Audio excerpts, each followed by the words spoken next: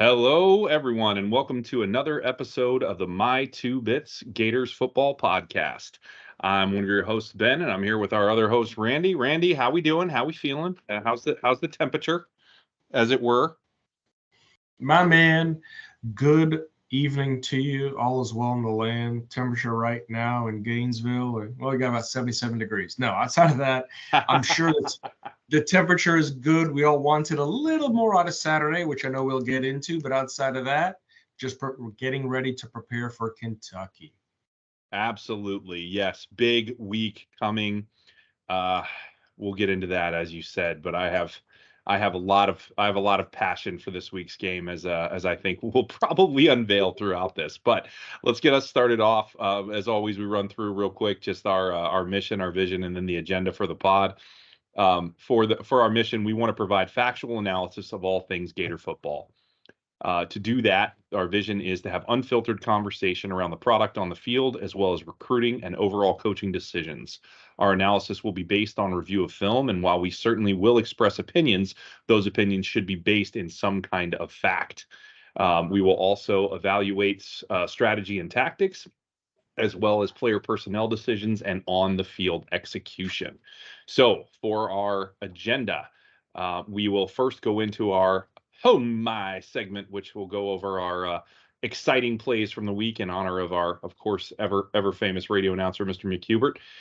Our chomp segment will then follow, and we will go over the offense and how we chomped this week, which was well, we'll get into it. we then we will then go to defense with Gator Bait, which it continues to be a fun segment to do there. Then we'll have our beefs for the week. Get out our all our complaints about things we did not like in the visor throw segment, a la Mr. Steve Spurrier. We will then touch just briefly on recruiting, unless there's been any big changes. We're kind of brief there in our hatchlings section for recruiting. And then we go to our section about culture, which is the pride of the Sunshine, and talking about the team's overall demeanor and how things looked as far as the willingness to want to be there, willingness and want, I guess. Then we will go to our officiating review with Move Back, You Suck. And we will then end up with a wrap up, just kind of going over where we think the team is. Play a little game we like to call Keep It or Pitch It, which we'll get into there and go over the results from the previous week and then wrap things up. So, after having said all of that, let's get it started with some Oh My. What you got for exciting plays this week, Randy? I'm just going to call it the catch. That's it. Yes, I'm sir. just going to call. I'm just going to call it the catch. You should have seen the stadium, man. It was amazing when he came down with that. Well, when he came down, we're going, okay, he got crunched, okay, whatever, and then he just gets up and he's holding the ball, and everyone just is like, "You've got to be kidding me!" Unreal. I mean, Pearsall doesn't sound as good as Beckham, and Odell, but I mean, either way, just an unreal catch. I don't see how that doesn't make catch of the year. I don't see how that's not a top 5 all-time catch. Just unreal. Yeah, I'm going to have to agree with you. So I know we don't normally go in between, but I'll just go ahead and throw this in because you said something that really gave me a point that I want to make. So Yeah. you're I couldn't believe he caught it on TV, right? I was watching it on TV, and I couldn't believe he came down with it either. Like, I mean, that hit was vicious. I mean, the hit was absolutely vicious, and somehow he held on to the ball. I mean, just unbelievable. The catch itself, phenomenal, no question about it. But then to immediately have such extreme, I mean, frankly, if he'd have caught it with two hands normally and held on the ball, I'd have been impressed. Much less the Yep. one hand stab out of the air, the wrong hand, right? He caught it right-handed, and really it would have been easier with the left theoretically, though he's probably right-handed. But still, like what an incredible grab. I mean, just I'm right with you, man. I don't know how it's not catch of the year. I don't know how it's not in anybody's top 5. That was amazing. Amazing in all phases. It was ridiculous. Sorry for interrupting. Go ahead. No, you're good. You're good. And that's just the kind of catch it was. That was the atmosphere. That was the reaction. You had a bunch of people in our section just take off their hats, just tipping their hats to him. It was unreal. And yeah, I mean, at the end of the day, a catch is a catch. That's what made Odell with that going behind his head. Yep. You think of some other famous catches around the league, David Tyree, New York Giants, Patriots, Super Bowl back in the days. But outside of that, just you make a catch like that and you get absolutely crunched. And he Yeah. gets up, and I'm sure he was banged up on the play, but at the end of the day, he got up and said, "Look what I got." And it was Yeah, almost like man. Mike drop, but he didn't drop the ball, so that was Yeah. phenomenal. That was phenomenal. I got another Pearsall one. I know, and we'll talk about this later. I know it got called back, but on the punt return, Yeah. Yeah. instead of a wide receiver, instead of a running back, he was running track. He was running the hurdles, and being what 13 meters apart, 42 inches tall. I mean, he cleared two of them. Okay, he cleared two of them. Phenomenal run back. That's something that we've been missing for a long time, Agreed. long Agreed. time. So I loved what he did there. And then this one, he came. He was a perfect 6 for 6, 5 for 5 field goals, 1 for 1 extra point. Arguably, we wanted him to be more on the extra point side, but Trey Smack thrusted last week into the starting position, handled his business very well, no nonsense, great demeanor, good attitude. Trey Smack, our special teams player of the week, but more so just it Buddy, added to some calmness on the special team and the kicking side, right? buddy, special teams player of the year. But forget the week. Arguably so. Arguably so. The only other thing I had, and I'll mention it in Gator Bait, but just I loved what I saw activity wise that led us to 4 sacks. Those sacks, the way that they pressured was phenomenal. And at the end of the day, what I'm seeing out of this defense, and I want to talk about defense a little bit, but I'm just happy to see another and that defense just allows somewhere around 200 yards, right? Just a little over 200 yards. Yep. So hats off to the defense again. And that's all I got for OMI, B. What about you? Yeah, unfortunately, it's a little bit of a short list in a game where you would have liked to see more, right? I mean, the plays that were good were really good, um, but there just weren't enough of them, right? And we'll of course get to this, and there's a lot of things that are unfortunately a little bit that we're gonna have to malign a little bit, but for now we'll focus on the positive. So of course, already talked about it. The Ricky catch is number one. It goes without saying. We've already covered that, so I won't go into any more depth on it. But man, if you didn't see it, Google it because it's worth watching. It's amazing. All right, I have the Arliss TD on here. So Arliss Boardingham, guy I kind of had high hopes for coming out of camp. Hadn't really done a whole lot yet. He's made a couple of catches, but it's been pretty low key. He's starting to emerge maybe as a little bit of a threat here, and I really like that because we need a good threat in our tight end game. And I love Odom. He's a fighter. It's a great story, all that stuff. But at the end of the day, that guy's not going to beat anybody on a route. Arliss, on the other hand, he looks pretty good. I have him called out not just for the touchdown, but for the fake that he executed perfectly. So if you watch that play and you go back and you just keep your eyes on him, he slows down like he's going to block for the run, right? He sells that run block fake really nicely and then just accelerates out of it and totally blows by the guy who was supposed to have it in man coverage. That's why he was so wide open. He sold that fake. That was really nice execution. I really like to see it. I mean, it's not anything, oh my goodness, lighting the world on fire, but it was really nicely done. And I feel like I better call out the only touchdown we had in the game as an oh my.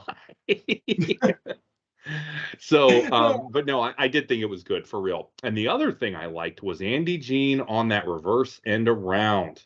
Buddy, do we have speed at receiver or do we have speed at receiver coming into this program? Mizell is lightning quick too. We already, of course, all know about Mr. Trey Wilson. Let's hope he's back this week. But even if he's not, man, let's run it to Andy Jean some more. Goodness, that guy can fly. Holy cow, man. So much speed. Just loving to see all these freshmen that can really move. I mean, that's a 25-yard run on that play. So pretty impressive stuff. Pretty impressive stuff. So that's all I've got for OMI. Obviously, many things we could call out on the defense. There was just nothing that popped for me enough. They were, of course, again, really solid, like you said. So, Sure. but we'll get into that for sure. So with that, we will move on to the chomp segment, talk a little offense here. Little good, bad, ugly, maybe, from what we saw here, unfortunately. So I want to take a tack here. I'll get us started. I'm going to go from the bad to the good, and I'm going to end on the good. I'm going to flip it around, right, and There not you leave go. the negative stuff at the end, because I do think that there's some important things to keep in mind with why maybe some of this offensive execution wasn't where we wanted to see it. I think there are other reasons too that I'm not as happy about, but that we can talk about later. But I think it's important that we keep in mind the situation with the offensive line, with the starters that were not in the game, and how that kind of looked. So just kind of keeping that in the back of the mind. I'm not really going to talk to it anymore right here. Talk to it a little more later. But so, like I said, going from bad to good. Unfortunately, there was more bad than good. The execution we saw last week just really wasn't there. Um, and again, I think that could have been from somewhat personnel, because the key to that was that the O-line blocking was definitely subpar in both the run game and the pass protection. We started off okay, but then it fell apart quickly. Those guys started crashing, and really, we had multiple times where I saw guys coming through on the defense unblocked, unaccounted for, and they were only rushing maybe 5. Right? Like when you rush 5, there shouldn't be an unblocked guy, right? Especially when we're always in 11 or 12 personnel. Right. Yep. So that's just not something that should happen. So you saw some execution errors there. You saw some things that really were not the best, right? It's really what it comes down to. And again, that was on both run plays and pass protection. I saw multiple times when guys are getting in the backfield, on runs. We were not owning the line of scrimmage at all like we did against Tennessee. I mean, we just weren't. There were plays we did, but overall, it just wasn't there against a not as talented opponent, right? Especially on the D line front. I will say there's a lot of transfer talent on that team. Sorry, I couldn't come up with a word there. And I do think that is a piece of it. But at the end of the day, not enough that it should have been a problem. So 1 for 9 on third down against a bad defense. Ugh, that's not good. That's not good. If we go back 6 quarters, I actually saw this stat somewhere. If we go back 6 quarters of the Tennessee game, we are now 1 for 17 on our last third down attempts. Yikes. Yikes. Now, in fairness, some of that Tennessee stuff was some of the strategy I think we talked about, right? Running the clock down, and whether you agree with it or not, or you think it's the right way to play or not. At the end of the day, I do think that was purposeful. So I will throw that out there, but it's still not good. 1 for 17 is never good. Yeah, it's not a good thing. So obviously there's still things within this offense, a lot of things that if we don't execute at a very high level are going to show, they're going to rear their ugly head real quick, right? And this is the problem here.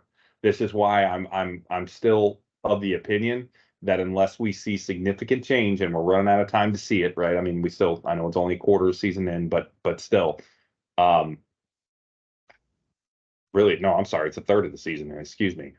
We're 30. We're I feel like it's unlikely that in the next 8 games we're just going to see something different. Now, I will say Napier did address this and said, we need to generate more explosive plays. Yeah, that'd be great. You might want to run different routes and get guys open. We'll go into that a little more later. I got some stuff on that in visor throw. I know you're shocked, but but I do want to end on a positive here. Mertz was outstanding, excellent. Pick a superlative, and he was that, right? I mean, phenomenal. Continues to impress me with his decision making. The sad part is he'd be even better if our play design got these guys open downfield more consistently. I'm confident of that. This guy is so confident throwing the ball in this offense for whatever the reason. He looks awesome. Absolutely awesome. And to that point, as we always talk about in this section, I didn't start with it because I wanted to finish with the good. Mertz's QBR, again, we evaluate on NFL QB rating here, not college, because college is just too variable. We don't like the way that it's set up. His NFL rating, which caps out at 158.3, was 128.08. Anything over 100 is good. I'd argue anything over 120 is real good. And 128.08 was the number. Absolutely outstanding. The other stat that we already look at or always look at, excuse me, in each game is going to be our yards per carry. Now, we did have a little discussion around this before we started. We're taking out the team rushes that are assigned to the game. So team rushes are going to be anything where you have like a mishandled exchange, like handoff to the back, and the ball is dropped, and there's lost yardage because it's really nobody's ball. When a quarterback kneels, which we did, those go down as negative yards and carries for the team, not for a player. So we're taking those out of our stat. So the stat line you might see might show something in the, I think it was 3.8 range or something like that. We took out the team stats and it changed it to 4.06 was our yards per carry. And I think that's a better representation of what actual yards per carry were. Still includes sack yardage. It's really hard to get that out if the quarterback runs it all, which he did. So, at the end of the day, that's really what we're going to have to kind of go with most of the time here. But we are going to try and take that team stat out of that, for those kind of yards that could degrade that unnecessarily. Last stat I'll give you, and this is not one we look at every week, but I think it's important to put this out there. Mertz is leading the SEC. I'll say that again, in completion percentage. And according to the site I saw, he is 7th nationally. Top 10 nationally in completion percentage. And a lot of the guys above him have only thrown, like, not a lot, but there's like 2 or 3 that have thrown less than 40 passes on the season. So you're talking about, obviously less frequently, and yes, they're hitting them, but not near the volume, right, that he's done. So impressive stuff, really impressive stuff. I probably can't say enough about how pleased I am with Mertz's play so far in 2023. So that's what I've got for offense. Again, bit of a mixed bag, some good, some not so good. But with that, I'll turn it over to you there, Mr. Randy, and tell me what you think of our offensive performance this week. Yeah, awesome. Yeah, I like it. I agree with a lot of what you said. I'll take a page out of your book. And 1 for 9 third downs, lackluster. Yeah. Not good. As Coach Napier would say, we were not under control, right? We were not under control. So 1 for 9. Now, to that, personnel. You say personnel, I say personnel. What happened on the O-line, right? Yep. Kingsley, right? Outside of last week's antics, Kingsley's, that's the thing. His ankle is just not there, right? It's just not there. He's going to get a lot of treatment this week. Hopefully we can get him back because we need him to set that tone in Lexington, Yeah, agreed. Agreed. Micah, here's the thing, it's a shame what happened last week. And Coach Napier thought, from an internal in-house point perspective, as he called it, they needed to sit him out. But Napier knows it was the right move to make because of the actions in Tennessee, right? Damian George, obviously he was out the first half, but he was able to come in the second half. So he had a little bit of an impact there. But more importantly, when you look at our rushing yards, right? And dare I say an abysmal 136 compared to what we were able to do back-to-back weeks, right? So that was tough to see. I will say this. When you look at from an explosive play standpoint, more than 10 explosive plays. Okay? So anything north of 10 yards, and especially we had 6 plays of more than 20 yards, right? So six plays of more than 20 is impressive for sure. Right? So we'll take the explosive plays when it comes to momentum, getting the ball downfield. Love what they did, getting the ball downfield. Ricky had another catch. You saw Andy Jean. I love the holler at Arliss Borrington. Like, no one's like, who? Yeah, Arliss. Shout out. Good job, buddy. Great job. You caught a pass, touchdown.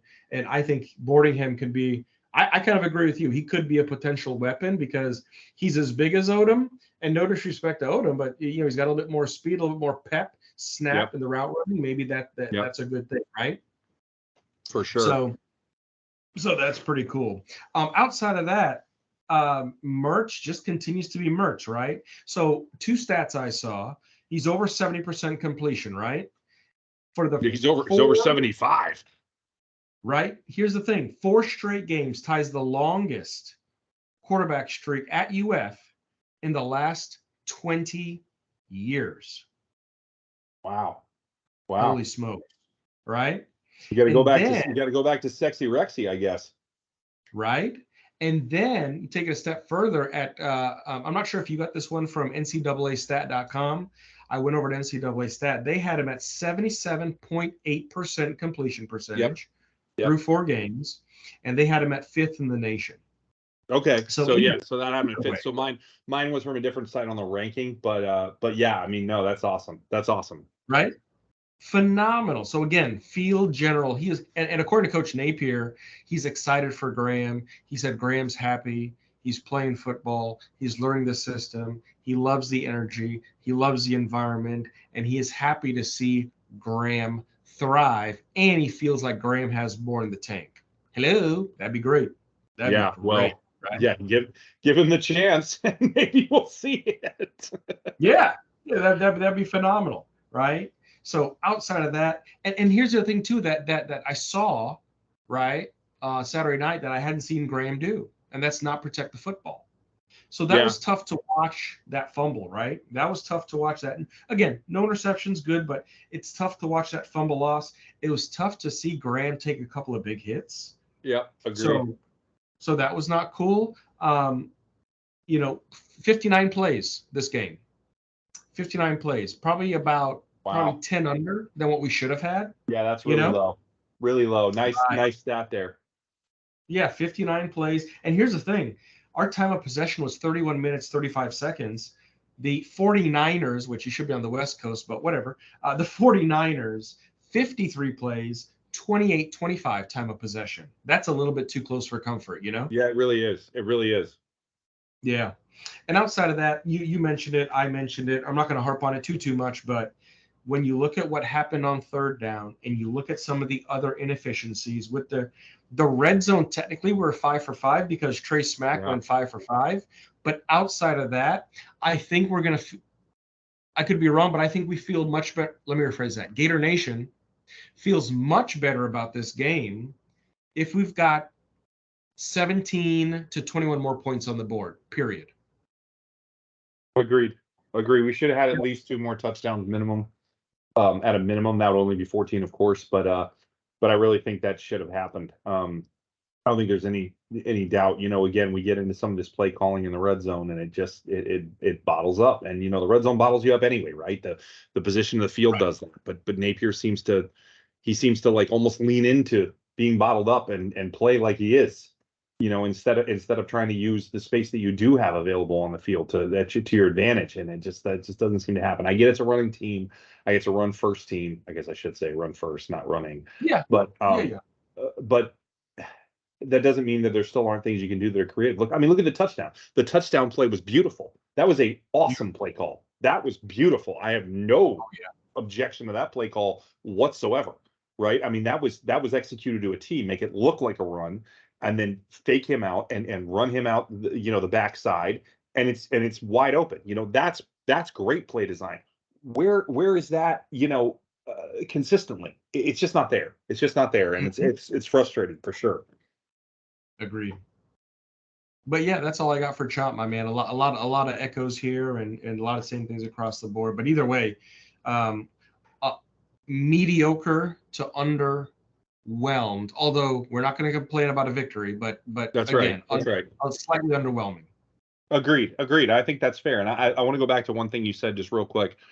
Yeah. You said Mertz continued to be Mertz. Now, here's what's funny about that. If you had said that coming out of Wisconsin, that would have been a bad thing.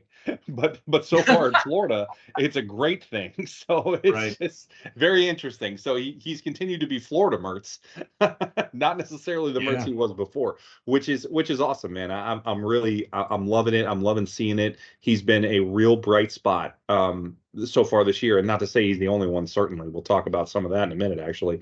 But he's definitely been a real bright spot on this team, which has been really, really nice to see. Really nice to see. I hope that he continues to have a season like this, because I think he can continue to help us go a long way, combined with the next segment that we're going to talk to, which is, of course, Gator Bait defense.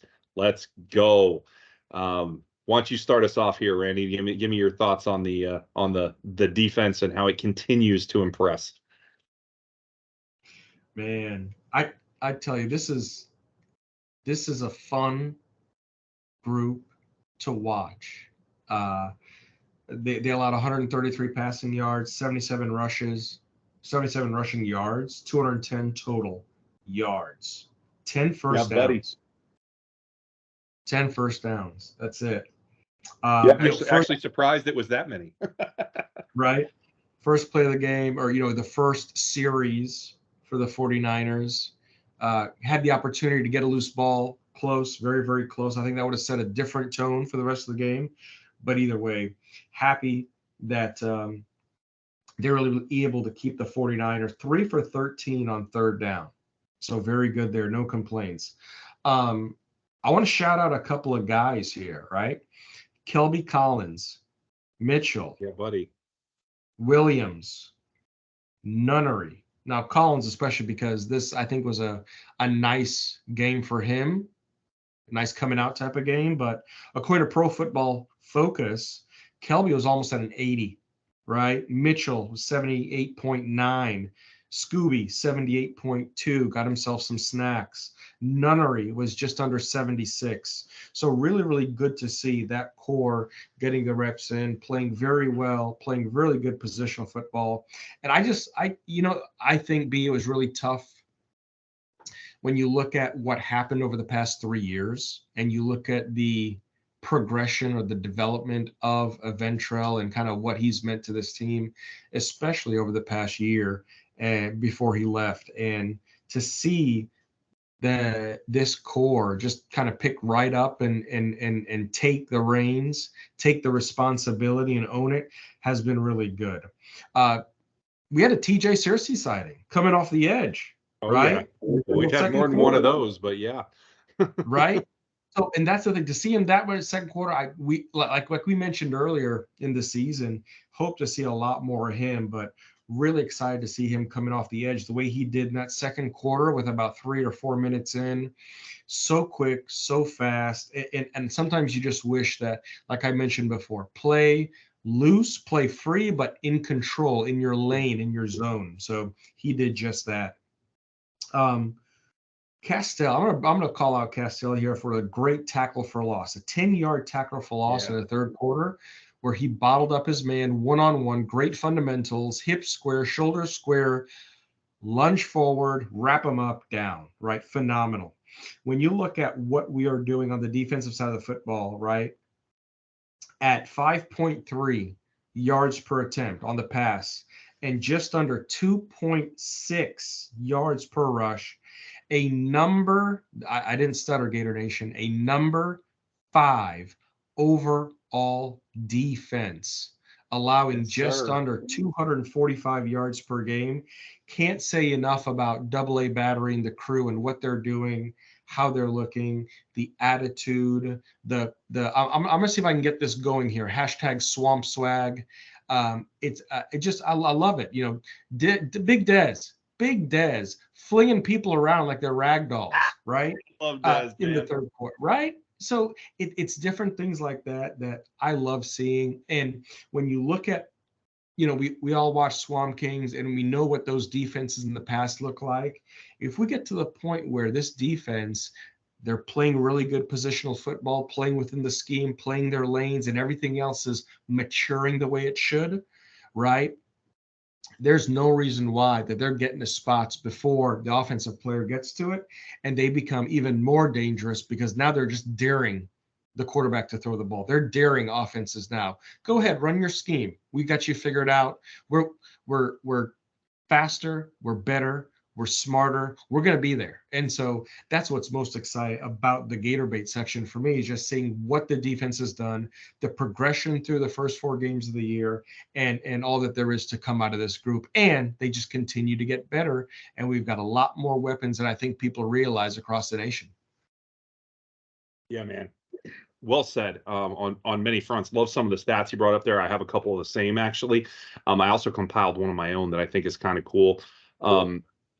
So let's look first at the two stats that we always look at again for both teams, right? So opponent QBR. So we did a combined QBR here rating. So obviously they had two quarterbacks playing at one time or another, though it ended up being Jalen for most of the game once he showed that he can beat us a little with his feet, which is a little concerning because I have nightmares of running quarterbacks against this team over the years, but hopefully it's something that we can, be more prepared for when it's a known commodity. I mean, I know he was known, but we didn't know how much he was going to play. So at the end of the day, opponent QBR, right? Again, and this is our NFL rating system for this. Again, we said anything over 100 is good, right? They were at 70.92, so that is officially in the not good area. Um, so pretty firmly in the not good area, right? So we did a very good job of controlling their passing, which you might expect, especially since they played the more running quarterback a little later. But the interesting thing is we also held them to 2.69 yards per carry, which is damn good. No other way to say it. That is outstanding, right? Under 3 yards a carry is really, really nice.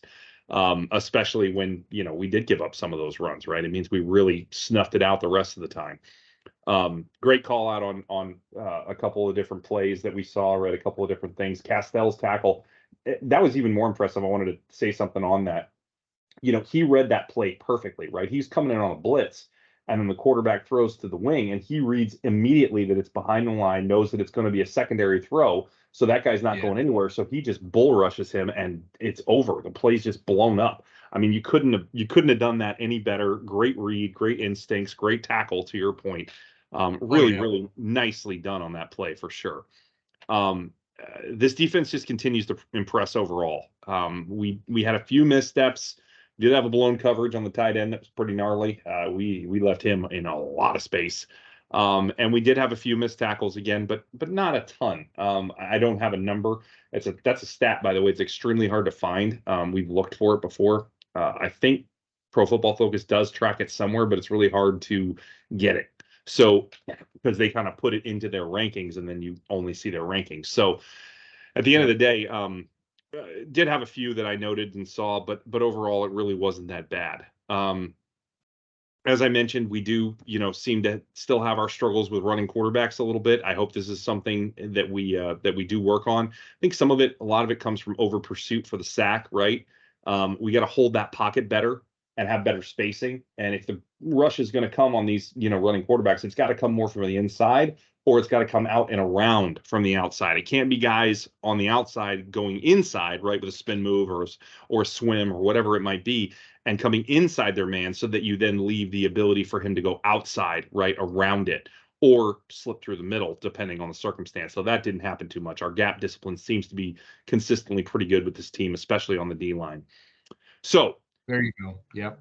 Let's talk about some stats here that I did want to bring up. Only 7 points allowed against a competent offensive team, right? This will come up again in Keep It or Pitch It. But this team, they're bad at defense. They're not like horrible at offense. I mean, they're not great, don't get me wrong, but they're not terrible, right? They're not terrible.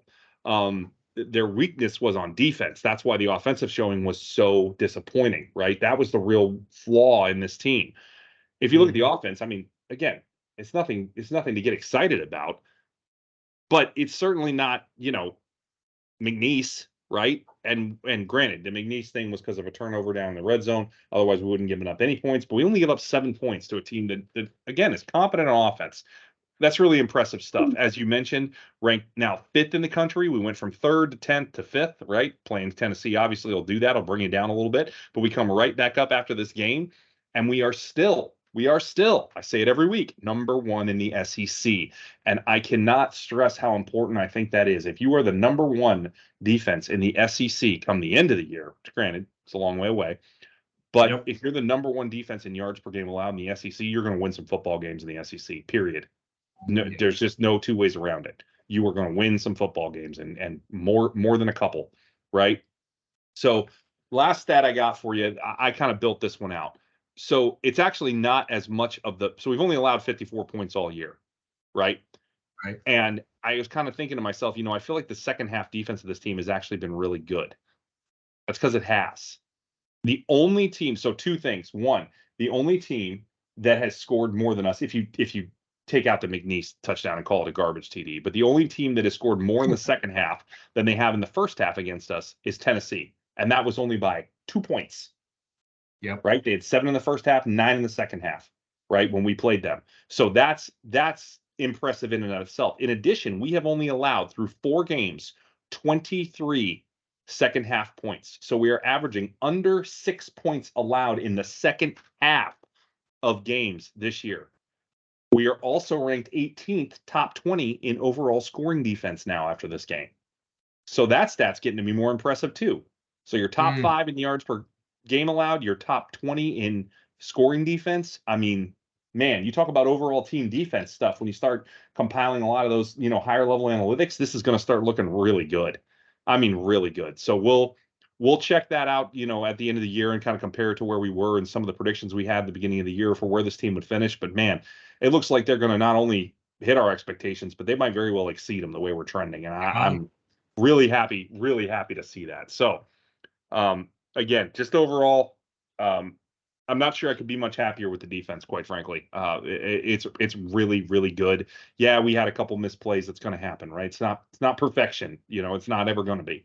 But for the most part, man, it's pretty high level stuff. It really is. So, all right, let's move it on. Let's head on to our visor throw. All right, so let's get our complaints out for the week, and I do have a couple, I'm going to say, so I'll get us started off here. Yeah, man, your boy Trev, Mr. ETN, we have got to get this guy more touches. I can't believe I'm saying this. This seems painfully obvious after what he did to Tennessee. I mean, this guy smoked Tennessee single-handedly. Yeah. I mean, not single-handedly. The O-line's always there.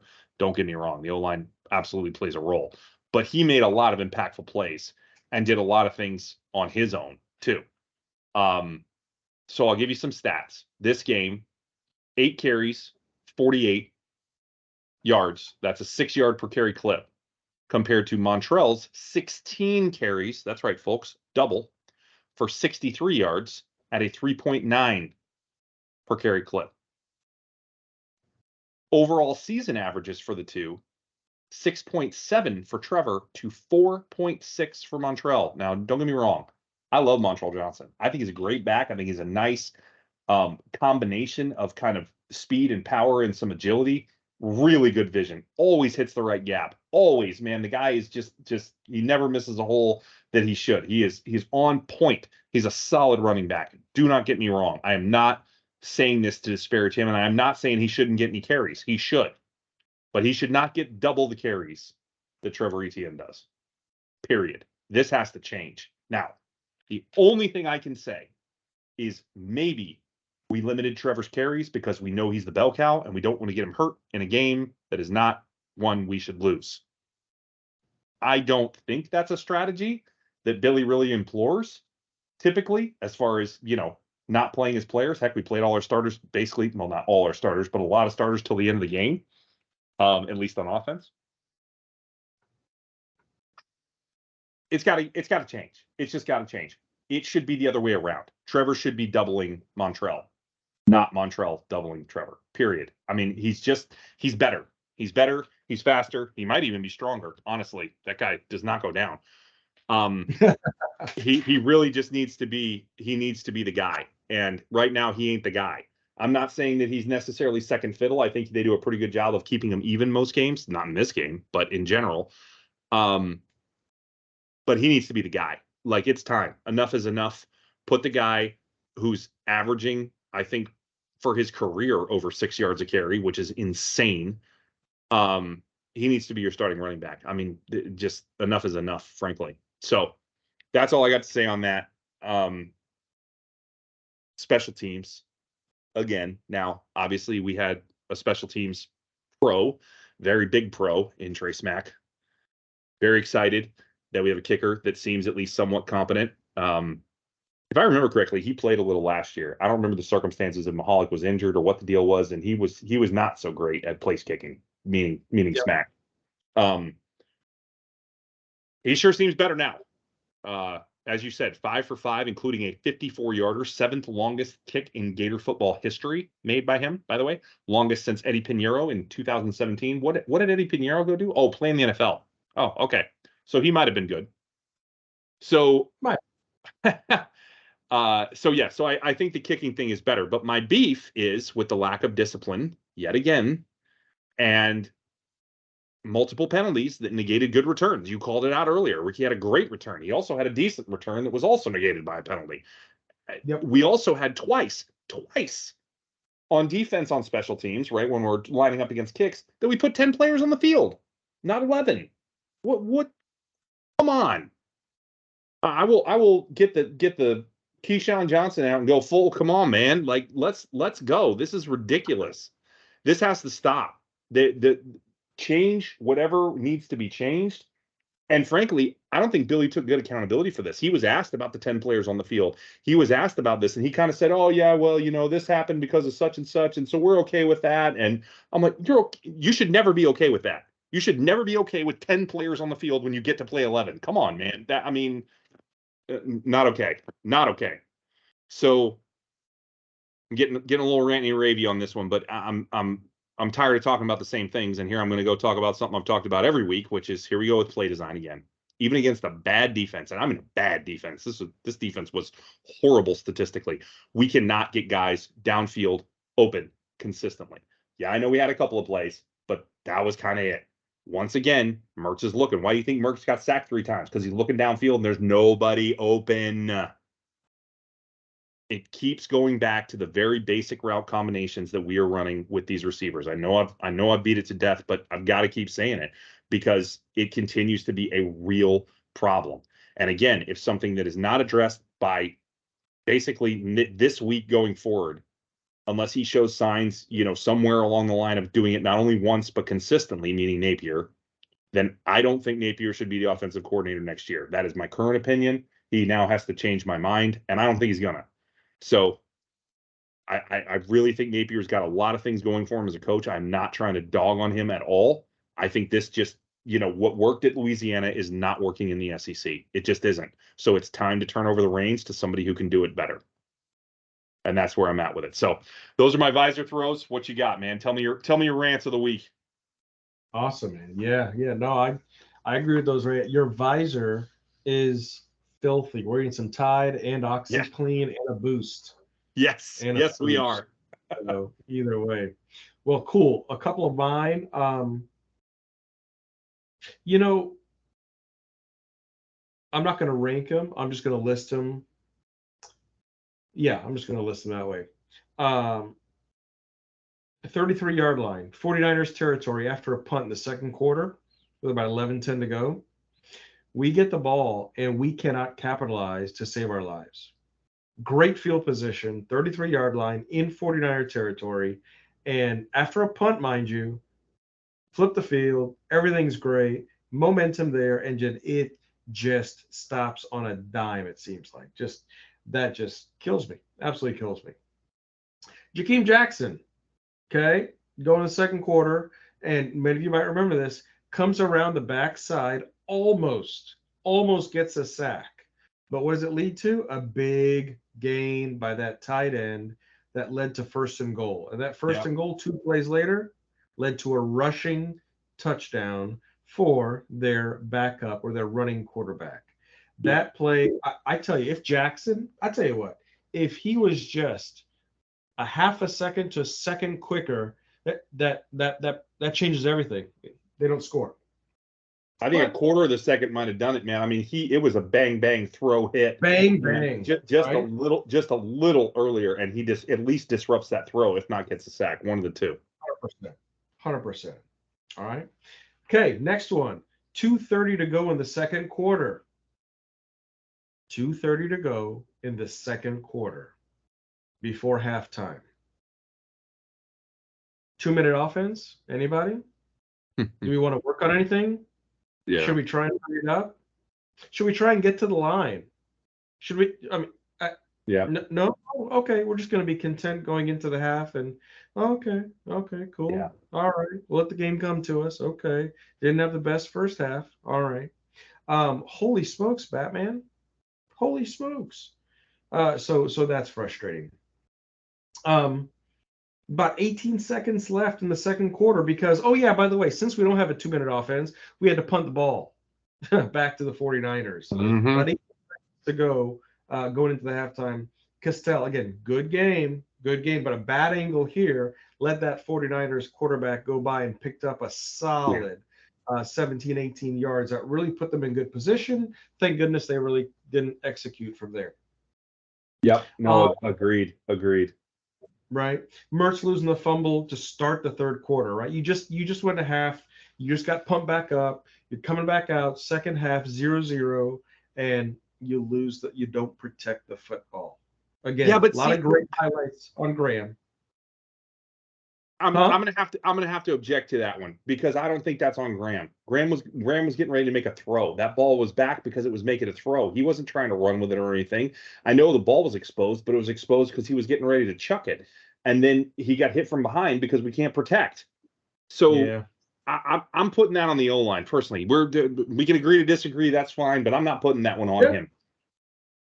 Well, see, that's what's tough, right? Because it's like, okay, does he feel he should be feeling for that pressure, right? But okay, then that should be taken care of on the backside. But either way, I got you. No problem. But either way, still a visor throw, whether it's on Mertz, whether it's on the O-line. Sure. No. And hey, like I said, you're allowed to say I'm full of it, but that's just my take. No, hey man, again, perception is reality, right? As we know. That's right. Caleb Douglas, who can emerge as another weapon. Yeah. I hated it for him. The catch on fourth down could have been a first down, juke back, turn, ball down, ball gets batted, fumble. That's our second fumble loss. Really, really unfortunate because when you look at earlier this season, he's proven to have strong hands. So I was really surprised that ball got batted out of his hands so easily. I know it was a little bit of a juggle, but he's shown in the past, the short past, to really hold on to the football. So that kind of surprised me. And then the start of the fourth quarter, what we did to Tennessee, the 49ers did to us. We jumped on fourth down, gave them a free first down. Yeah, got sap with it, man. I couldn't believe it. Right? So anyways, that is what it is. And then, to your point, when you look at Mertz on 3rd and 5 in the fourth quarter, we dropped for that sack. He's rolling, he's looking. I'm going back and I'm rewinding and I'm panning out, and it's like, you mean to tell me there's nobody open? Nope, there sure isn't. And so it just seems like, again, against a lesser than average defense, we go back to vanilla, no sprinkles, no chocolate syrup, just vanilla, not even nice Madagascarian vanilla bean, just vanilla. That's it. Yeah, and it's just not good enough is what it comes down to. It's just not good enough, and it's not going to be good enough, especially against a good defense. I mean, what do you think we're going to get open against Georgia? Yeah, no. Scotty don't. Anyway, all right, no. Fair points. Agreed with all of them. We'll come back to that. We'll come back to that Caleb play later. I got to call out for that in another section, but we'll come back to that. So that'll wrap us up for our visor throw and our rants and raves. And yeah, you're right. My visor got pretty dirty this week, but I get tired of seeing the same stuff, man. But really, that ETN thing has really got me pretty hot. That I really want to see that change. I hope it does. It took him a few games last year to figure it out with Naquan Wright that he shouldn't have been the starter, right? He just didn't work in this offense for whatever reason, right? Maybe it was a zone blocking thing versus a gap blocking thing. I don't know. I don't know what the holdup was because Naquan Wright looked great the year before, but he didn't fit in this offense at all. And Billy figured that out eventually, right? And he didn't get near as much playing time as he started to figure that out, which, hey, good, right? That's the right thing to do. So you better figure this one out too. I'm a little more worried about this one because Montreal's his boy. And this is where that loyalty piece can come in. And, that just can't play, man. It can't play. Nope. It can't be the thing that decides how good your football team is because you like a guy better or whatever. You've known a guy longer, whatever. I don't think he necessarily likes him better, but you know what I mean? And it just loyalty can't outweigh what the film shows, and the film shows that Trevor's the better back. Sorry, but it just is, or the more explosive anyway. Maybe not better, more explosive. So, right. All right, moving along. Let's talk a little recruiting, little hatchlings. Again, we had multiple recruits attending this game again. no new commits as of yet, so this is going to be a real short segment, right? Because we don't have any updates. I do think it should be noted we did have Mr. Jeremiah Smith, depending on the ranking system you look at. He's either the number 1 or the number 2 recruit in the entire country, committed to Ohio State. Man, I want to ask you a question.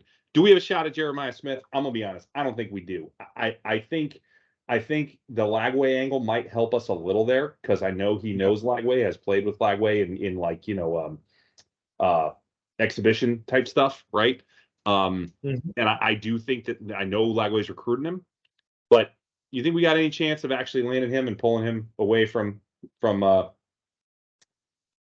Hartline up there at Ohio State? I don't really think we do, to be honest with you. My mind says no, but my heart, and I tell you what, kudos to the student section who made that banner. Kudos to them. Jeremiah to Swamp. You know what? Again, he's according to On3, he's 97% committed there. It shows Florida having a 2% probability. So honestly, no. Yeah, I mean, I'll just remind you of one thing. Cormani McLean was 97% to us too. So that was granted before the commit, but got to throw that out there. Things can happen, right? Things can happen. By the way, Cormani's he's struggling a little out there in Colorado. Sorry to see that, bud. Sorry to see that. Maybe you should have made a different decision. You got anything for recruiting? Any notes other than that? Man, just like Jeremiah Smith to be there again. Do we have a chance? I really don't think so. But why is he there for another unofficial visit? That's kind of crazy. Charles Lester, the FSU commit, right? He's there, and he's what, 90+% to go to FSU. So that was interesting to see. Dallas Wilson, the Oregon commit, right? Who's allegedly 100% locked in, right? 4-star wide receiver. He was there. DeAndre Robinson, a Texas commit, right? Come out of Orlando. 94% to Texas. Florida's at 2-point change percent. Again, all these according to On3. And then Jarek Gibson, another Texas commit. But Jarek's got an interesting story, because although he's 93% committed to Texas, to only 2% to Florida, Garrick is actually local talent, right? Started at GHS, Gainesville High School, then went over to Georgia, Jonesboro, Mundy's Mill, and now he's over at IMG Academy, the powerhouse in the west coast of Florida. So he's got some family here. He's got some familiar peoples. He should know what it's like, the environment of the swamp. So just really interesting to see those names there. Do we have a chance? I don't think so, but it's really, really interesting to see if other players get in their air, and there's buzz, and there's Twitter, and there's social media, and there's hype, and there's NIL, and we could have a couple of flippers just like that. Even one of those guys flips, and it's massive, right? Our class is even all the more stronger, and it continues to be very strong. So yeah, really good point with all those guys. I actually just read an article on Robinson today, said that he's I don't know, maybe keeping the door open a little bit based on some of the stuff he said. So he really liked how the D-line played in that game, and he should, because that D-line looks nasty. So anyway, all right. Baby. So with that, we will wrap up the recruiting, and let's move on to Pride of the Sunshine. I'll let you kick this one off, man. What do you got for your culture segment here? Yeah, man. So some interesting points that we haven't talked about before. Some names we haven't talked about before, but I'll just say it this way. It was really unique to see Napier say something to the effect of, "We did not keep the game under control the way that we needed to. And there's a reason why certain players who should have played, who wanted to play, could not play, because we let the game get out of control." That was powerful. Yeah, that was powerful. Agreed. Right.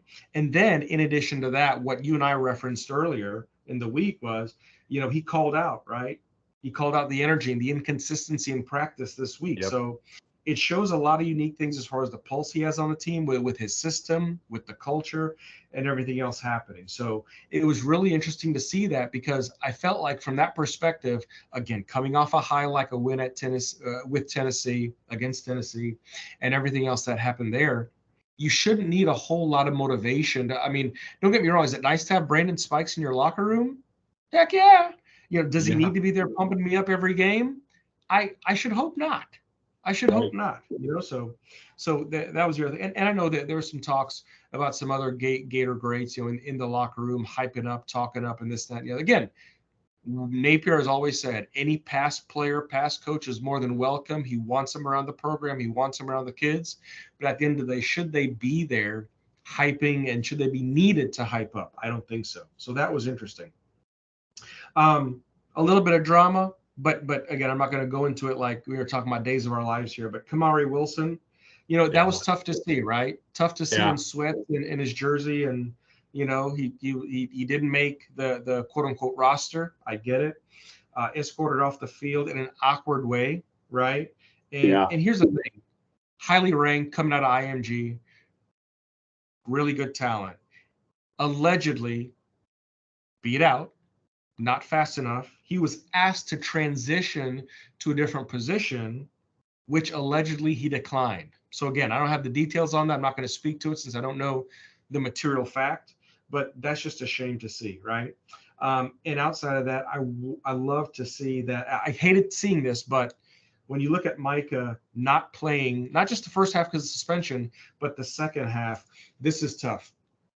Because even Coach Napier said, I hate it for him, because Micah actually had a former high school coach and multiple teammates on the 49ers roster. Yep. Yeah, I saw that. Looking forward to play against them, compete with them. And so, Micah had to be inside just burning to play. But Napier, I think, from that culture standpoint, did the right thing. So I expect Micah to be hot, fired up, and ready to go against Kentucky, because he's got a lot to prove. And let's hope it does it in the right way. It comes out of the field in the right way.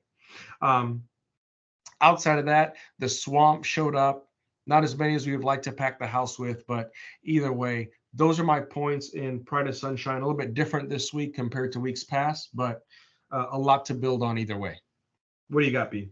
Yeah, no, absolutely, man. Really always love your take in this segment. I think you bring some different perspective every time. Interesting about the Swamp. I'll talk to that real quick. I noticed that too again, it's on TV. I'm not there. It's different. I will be there in 2 weeks. But yeah, buddy. But I really am. I was surprised because it was a sellout, right? So we had the sellout, but then, man, we had a lot of people not show. Right, that must have been the case. That lower level was pretty nice pack, but that upper level, man, it was barren. I mean, barren.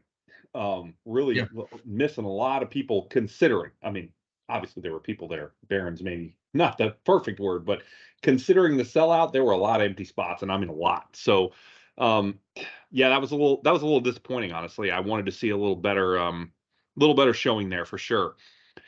I talk about something that you often talk about. Despite the team's less than stellar performance, I liked the sideline demeanor. The sideline demeanor that I was seeing, when it was being shown on TV, obviously, it looked pretty good considering.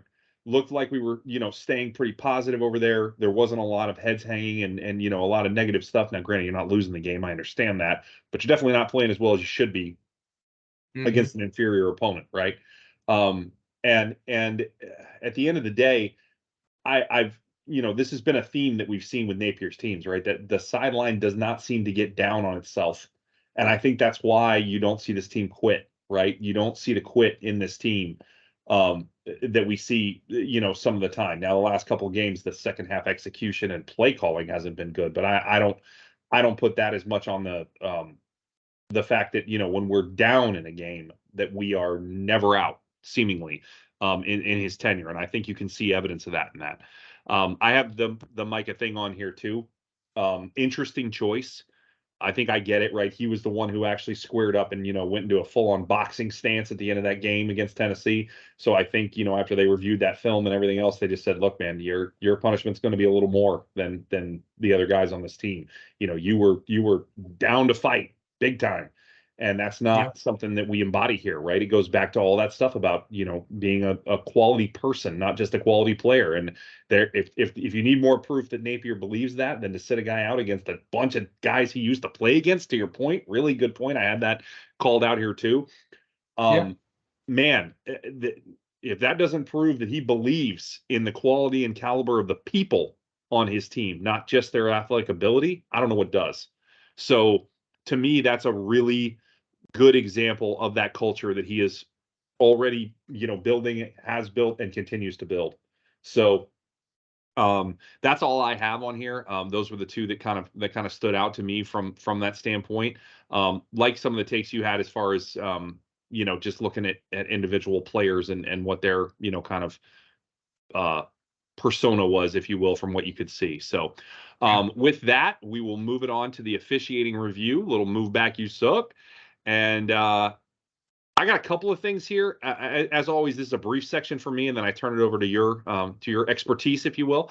But I will get it started and say again, I saw a missed holding call on the Gators, at least one, might have even been two, but really I didn't have a ton of complaints with the officiating. The one that I did have to throw out here, though, why we were reviewing that Caleb Douglas catch, whether it was a fumble or an incomplete pass, it was fourth down. It was an incomplete pass. It's Charlotte ball. If it's a fumble, they clearly recovered. It's Charlotte ball. Why do we care? Why does that need a review? Come on, that's just silly. Like, I get, okay, maybe there's a 3-yard difference in the spot or a 4-yard, whatever it was. I mean, can't you just go with the call on the field there, which was a fumble, which what they confirmed, by the way, and did get the call right. I'll give them that. But like, why do we need to review that? That's just silly. That's silly. It's not like it was going to change something if it wasn't a fumble. And it's almost like they forgot what the down and distance was. I don't know what happened there, but that was a little nuts. So yeah, I got to point that out. But really, overall, so far, the officiating that we have had this season, at least in our games, I mean, hats off to the refs, man. They've been pretty good. I know we had some stuff with Tennessee as far as calls that went our way, and I'm not saying that wasn't a little bit, out of kilter at a couple of points, but for the most part, it's still been pretty solid. I mean, I haven't seen anything that I've been like, what are you doing? Right. That is not, those words haven't come out of my mouth in relation to officials, and we're 4 games into the season, and that might be the first time that's ever happened. So I will, with that, I will turn it over to you and get your take on some of this stuff, and we'll see what your opinion is on the officials from this game. Yeah, man. So based off of everything that I saw, when I look at total missed holding calls, I have 3 on the Gators that were missed completely. Completely, right? Yeah. Slaughter, it was a repeat offender, and then outside of that, and again, there were not major holes, but inside the collar of the jersey and the pad, right? So right there was 2 of those, and then one outside the shoulder pad. But as the defender went to turn and separate, we did not, and so that jersey yanked, you can see it stretch. So those 3 should have been called. That was what it was. No problem. It's funny. I had the Caleb Douglas catch as well. Because here's the funny thing, because when you look at the rule change this past offseason, what was the point of not stopping the clock on first downs to move the chains? Speed up the game. Okay, no problem. And so on something like that, you don't think they could have radioed down from the eyes in the sky? Right. Hey, no, either way, you guys are good. Good call. Keep it moving. 49ers football, other way. Real simple, right? Really, really good call out there, because to the point, and I'm sure that there could be multiple people that hear this that know that every change of possession is reviewed, right? That is reviewed, but it doesn't have to be reviewed by the on the field referee. And that was my point, right? That was my point here, is why are we going over and doing a booth review, right? That was the call out there. So yeah, exactly. Why couldn't the eye in the sky radio in and say, yep, fumble, go? Right. I don't get it. Exactly. So to me, that was an unnecessary. I mean, that was almost 7-8 minutes of real time gone. Yep. Right. Yep. So anyways, it is what it is. In the fourth quarter, the 49ers had an illegal forward pass. So Yep. this sounds very simple, right? Very simple. But the one thing that I really appreciate from the linesman, he did not budge. Quarterback move back. Technically from a discipline standpoint, some might shift, some might mosey over, stayed right there at the line of scrimmage. Right, Jalen Jones came up and he was right there. Not even a doubt. He was well up 2 feet over the Oh yeah, line. he was way over. Way over, right? But when you look at it from a positional standpoint, I think some side judges and or linesmen might get that wrong just because of the fact that they're out of position. So from a positional standpoint, that was great. And I harp on the perfect position part because that's the other thing too. From a technicality, when you look at what happened last week and an official kicking the ball, I know it was not intentional, but position matters, that footwork matters. So that Yep. was great.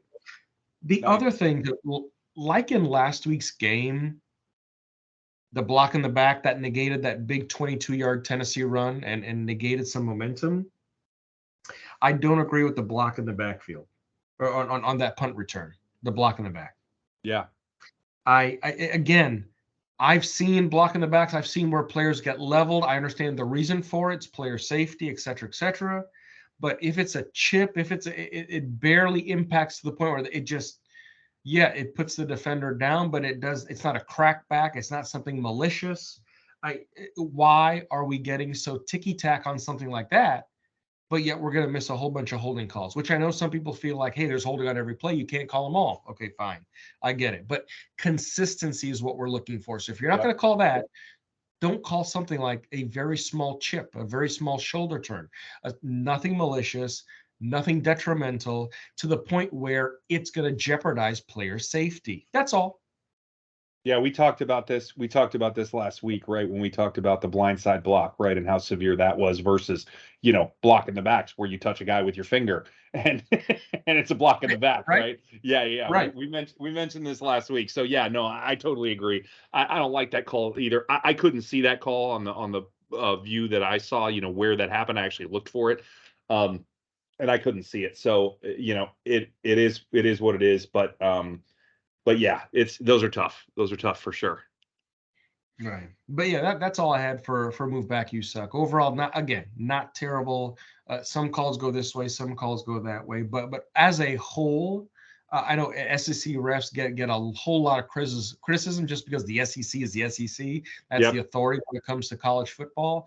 Yep. And I would say that in years past, the SEC officials have proven to need to up their game. And so far this year, we haven't gotten off to that bad of a start.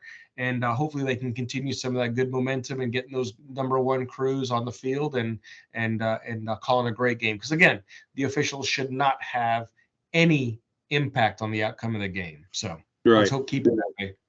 Yeah, I'd really, really hope we keep it that way this week. So we'll get to that in just a second here and some of my feelings on this Kentucky game. But before we get there, let's do our wrap up here. So let's talk about state of the team, where we think we're at, where we think we're going moving forward.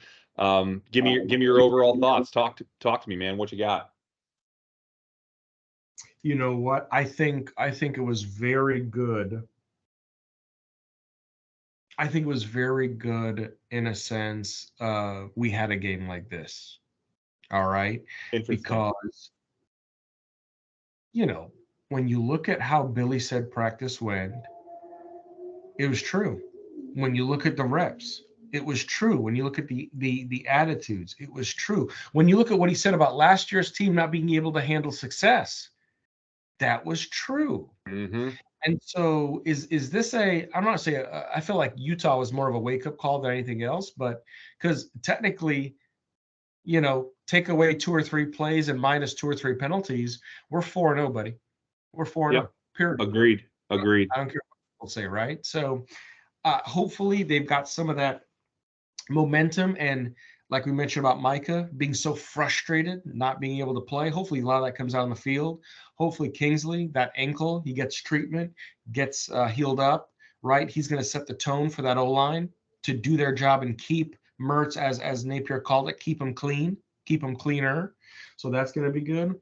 But either way, Napier harped on the fact of what Kentucky, Tennessee. Oh, God, forgive me. But what Kentucky done to the Gators over the past few years Right. compared to the previous 19 years. So on that basis, hopefully that's a little extra motivation to go into Lexington and take care of business. Love it. I love that take. I've got something a little different, but I really love that take of getting some motivation from a less than stellar win, right? So win's a win. Yeah. At the end of the day, win's a win for sure. But I think there's definitely going to be some motivation from those players knowing they could have done better. I think that's a great point. So let's look at kind of the things that I think we need to see continue to get better. Execution's got to get better next week and going forward overall, right? It was not great this week. Now again, O-line coming back to full strength. Hopefully including Kingsley, fingers crossed, should really help here. However, any injuries on that O-line going forward are going to be a problem, as we kind of discussed on the season preview, right? The starters seem like they're all right, right? And have proven that out. Man, I know the backups still play. I know it's not like we play our starters the whole game. I understand that. But when they have to have significant reps, when they have to have starting role reps, this play declines significantly. I think we've seen evidence of that now. You look at the one, the game we had with basically almost a full strength line other than Kingsley. And we, run the ball pretty darn well in that of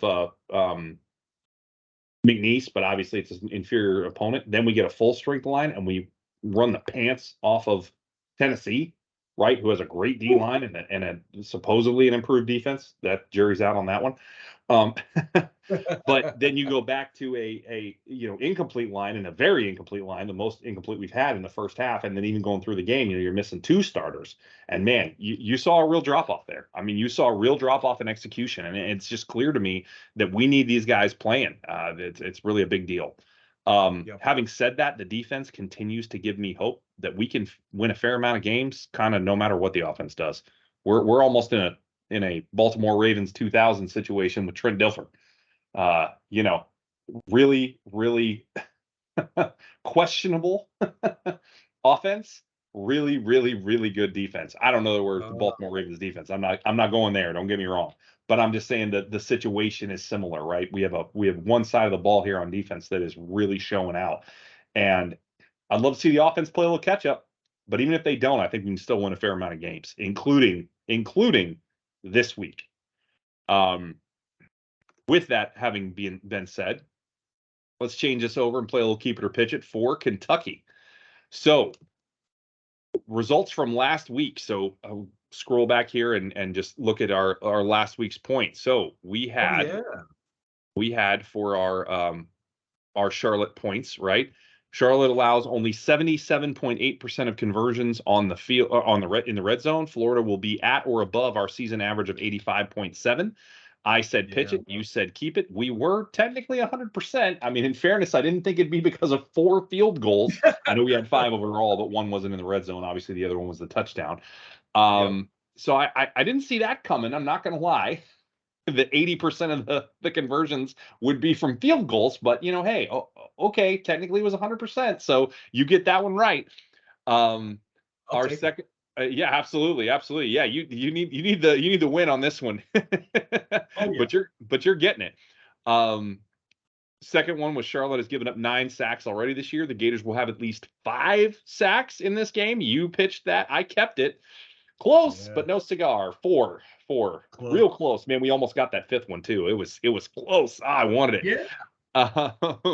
So again, you're correct. I am not. And then lastly, Charlotte is averaging 23 points per game. Florida will hold them to 10 or less. We both kept that, and we were both correct. So for the week, you were 3-0. Very nicely done, sir. Clap, clap. And I was 1-2. So now for the season, I am 5-3, and you are right at 500 at 4-4 with a big comeback week this week. So we're just one apart going into this Kentucky game. Don't call it a comeback. Don't call it a comeback. So let's start it off with a little keep it or pitch it for Kentucky. So Kentucky is currently averaging 38 points per game, and the Gators defense is only giving up 13.5, as mentioned, top 20 in the country. Florida will hold Kentucky to under 21 points this week in Lexington. Keep it or pitch it. This one's tough for me, man. This one's really tough because 21 points. I see what we're doing, what we've averaged this year, and I want to say this defense is going to show out. I really want to. And so I am keeping it. I love it. I love it. I got to be honest. I almost flipped my pick here. So we had a conversation Right. on this and changed the points up a little bit, and because we had it a little higher, and I was definitely keeping that. No, not much higher. And so we switched it to 21 to make it a little more challenging. And I vacillated here. I went back and forth. And after much internal debate, I'm with you. I'm keeping it. I think we very well may give up 20, but Yeah. I don't think we're going to give up 21. So I'm gonna keep this one. Kentucky's better defensively than they are offensively, and we are better defensively than we are offensively. So interesting matchup. Could be an old school defensive battle here, old school SEC defensive battle. A little bit, could see a little of that. So I'm interested to see how that goes down, but really excited to see what Armstrong pulls out for this one. It's like every week, I just can't wait to see what he's got dialed up. You know, what new schemes he's going to run, what things he's going to do, what tricks he's going to pull. You know, we ran a simulated pressure last week where we had 6 guys on line of scrimmage, rush 3 down linemen and a safety. Who does that? I mean, 3 down linemen and a safety are the ones that are. So we only pushed 4. We didn't put all 6 in the box like we threatened to. We had 6 on the line, and the 2 guys that backed up were actually the linebackers, or I'm sorry, 1 linebacker and 1 defensive lineman that fell back into coverage, and the safety's the one who pressed on the line, like rush the passer. I was like, what is he doing? Really, really cool stuff, man. But it works, and I love it. So yeah, I'm keeping it. Number 2. Kentucky is currently allowing 45% third down conversions to their opponents. So despite being a good defense, they're not a great third down defense. And they really are a pretty solid defense statistically other than this. Florida will convert more than 45% of their third downs against Kentucky. Keep it or pitch it, sir. Man. I kept going back and forth on this one as well. These are tough, man. These are pretty aggressive, but I like it. I like where you're going with them. It's Lexington, road test, SEC, better defense than offense. I am going to pitch. I think I want to say we're somewhere around 40, 42 for the year. Actually, no, probably after this game here. Yeah, it's less than that. We're down to about 37 or 38 then, because I think going into Charlotte, we were at 39. So it's lower. And I want to say that we have a good showing. Hopefully we don't get ourselves in a lot of third down situations because we're running the crap out of the ball and we're moving the chains. But at that 45 number just scares me in lieu of what we've done this year. So that's why I'm going to pitch. Yep, I'm with you. Oh. And I know, right? We're surprised because that's 2 in a row now, right? Pretty crazy stuff.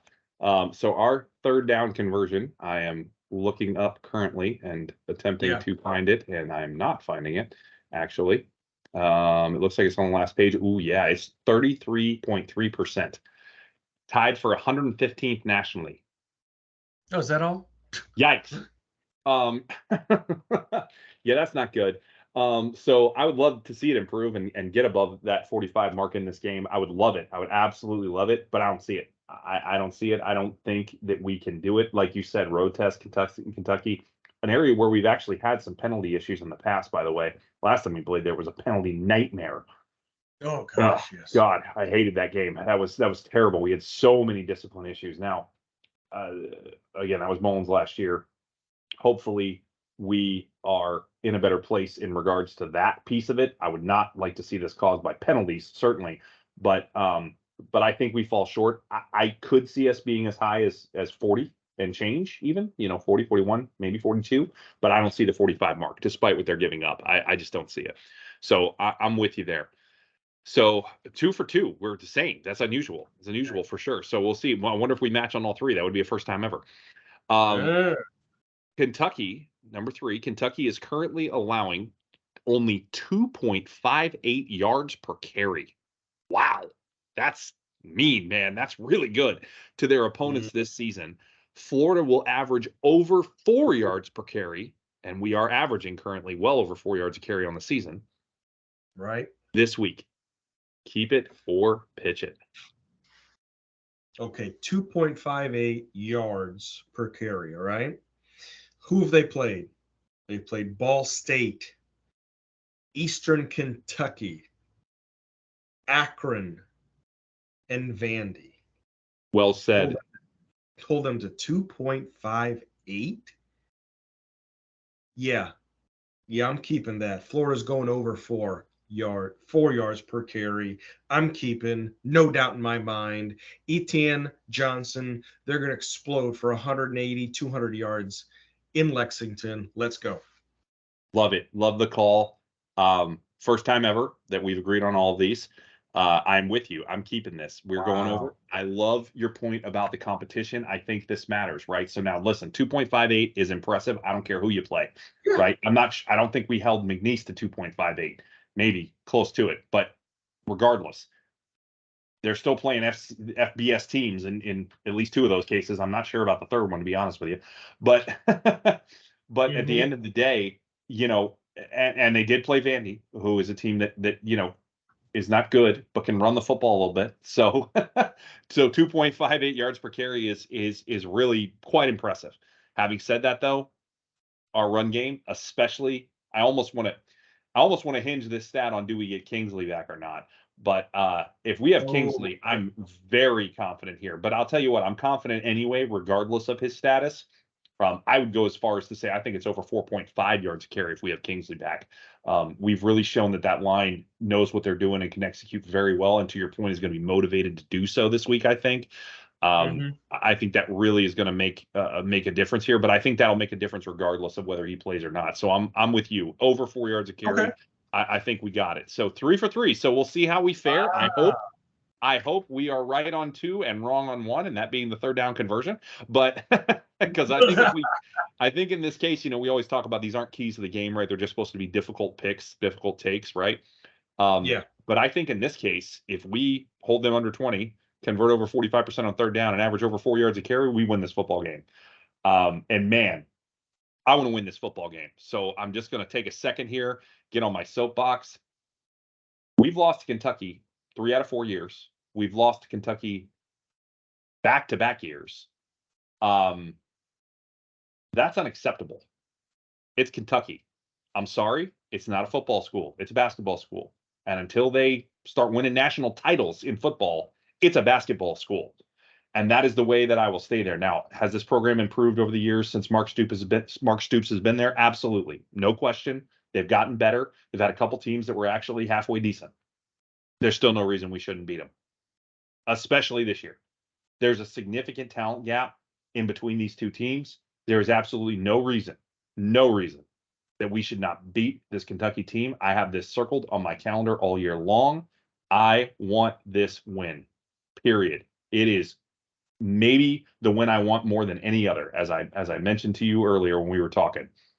It's right up there. If it's not one I want, and I'm not saying I wouldn't be happier if we beat Georgia, happier if we beat FSU or LSU on the road. I get that. I would be insanely happy with those wins. But this is the one that I want because I think we should get it. And I want to win the games that we should win. And this one in particular matters, coming off losing to these guys 2 years in a row. So those are my closing thoughts on the week. You got anything else you want to throw out there? Wow, I felt that. I felt that venom. I felt that frustration through my speakers. Holy smokes. No, man, it's interesting the way we started the year, the things that we talked about, the inconsistencies. What do we expect out of Graham? How will the defense look? What is AA going to do differently compared to the past 3, 4, 5 years? We've got some interesting things happening. We're in the top 25. I don't think we mentioned that yet. We're in the top 25. Good point. Hey, Gator Nation, we're in the top 25. What are we, 22? Yep. It's, to be honest with you, after Charlotte, I thought we were going to stay at 25, maybe 24. I didn't think we were going to come down to 22. So very cool there. I think there's a lot to prove. I think there's a lot left on the table. A lot left on the table of what could have been done at Charlotte. And to go back on my earlier point, we put up another 17 and 21 more points. We feel a lot differently going to Lexington. So hopefully they can channel those missed opportunities. Hopefully they can channel those missed points and the fact that they did not play up to that Gator expectation. They take that into Lexington. And I love what Napier said in the team huddle after the game. Just let you all know, they're undefeated, 4-0. They're undefeated. They played us really tough here, beat our tails in the swamp last year. So if Napier did as good of a job hyping up the Tennessee rivalry for these young guys, then he's going to do equally as good of a job hyping up what it means to beat Kentucky and not just beat, dominate, because they're not a football. I'm sorry, Mark Stoops done a good job. That's not a football school. We should go in there, take it to them. That game should be over midway through the third quarter. Good night, game over, drive home safely. I love it. I love it. I hope so. I'm right there with you. I want this win bad. I want this win bad, man. So as I already expressed. So love it. Hopefully we have good things to go over next week when we do this again. Just to kind of recap here, Randy and I do this purely out of a passion and a love for Gator football. There's really no other motivation for us to decide to do this. We really just come on here and have a conversation with, leveraging our notes that we've made, but it's designed to be very back and forth and organic. And that's really something that we kind of pride ourselves on in regards to this. So hopefully everybody who's listening is enjoying it. We certainly hope you are.